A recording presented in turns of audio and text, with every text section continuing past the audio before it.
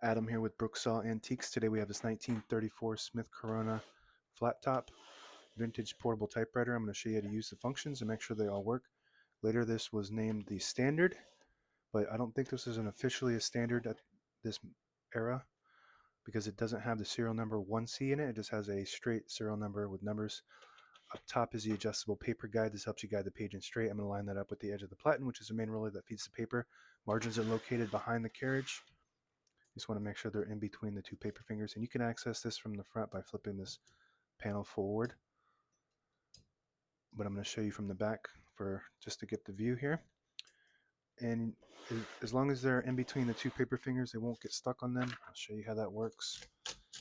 And I just want these two paper fingers on the edges for maximum clearance, but if you're too close to the paper finger on either side, the vibrator that goes up and down could get stuck on that, so you just want to be careful. They look good on this one.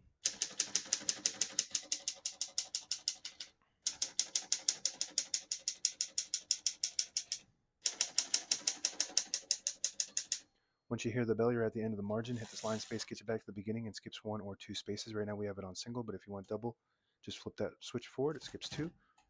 We're going to keep that on single for now and finish typing.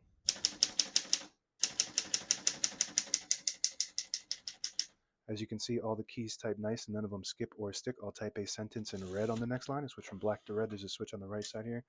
Flip that up to that red indicator. It prints the bottom portion of the ribbon. When you have it in the middle, it doesn't print any ink at all. It just leaves a stencil for copying purposes. When you have it all the way down, it prints the top portion of the ribbon, which is black. I'm going to move that up for red.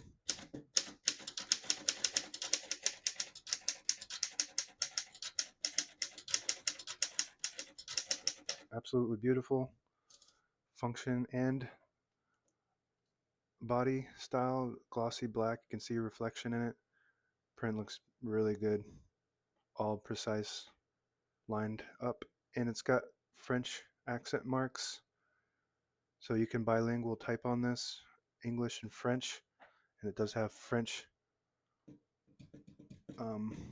names. This is the shift, so whatever that means in French is just telling you that's the shift, capital letters or whatever, backspace and margin release. So that's all in French, but it does have regular keys for English as well. It's got the $sign, so it doesn't have a euro sign or anything like that. To pull the page out easy, there's a switch on the right side here. You flip it forward and it unlocks the rollers underneath the platen, allowing you to pull the page out easy or load thicker paper like carbon copy or cardstock. Make sure you flip that back before you load the next page or else it won't load correctly. Going to flip the color down to print black. So I'm guessing, since I found this in Maine, that this is a French-Canadian style typewriter for English and French. Got the tab button on the top left here. It's got manual set tabs. It's going to stop at these little tabs that you can put anywhere on this rack here. I got them set at 15 space intervals, and you got 4 of these on this model. And these get lost a lot, so you might be able to find some on eBay or something if you need more. But it's got 4 on this one. Shift on each side, a shift lock on the left. To clear that, just hit the shift button again. Backspace on the top right. Very good. This is your margin release. When you get to the end of the margin, there's a mechanism that blocks you from printing. Hit that margin release button. It does allow you to go all the way to the end. That works good. And that's it for the keyboard.